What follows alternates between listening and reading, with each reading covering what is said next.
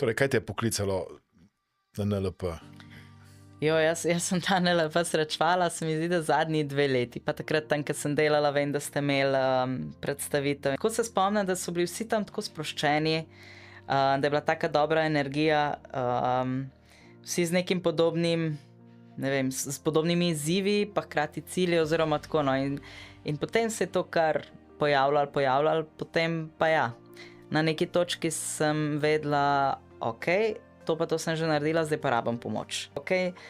In takrat seveda najbolj sem šla spet prek sebe iz finančnega vidika, ker pač to, kar si enkrat v tem, imaš skozi strah, če bom zdaj ta denar dala, kaj pa če bo naslednji mesec nekaj prišlo. In to je ful težko spustiti, ker potem ti je grozen dati za, ne vem, prvoščiti si eno masažo. To sem smela najbolj na svetu slabo vest. Ker si tukaj povezan s tem, kaj pa če naslednji mesec ne bo. In takrat je bilo prvič, da sem si rekla, ne, grem čez to, vem, da mi bo koristilo in vem, da tisti dan, ko sem prijavnino dala, sem imela v tistem tednu potem 3 nove stranke. Ne? In tudi preko NLP-ja so potem prihajale nove stranke. Tako da, ja, ta del je bil res ena, se mi zdi, da ful prelomna točka.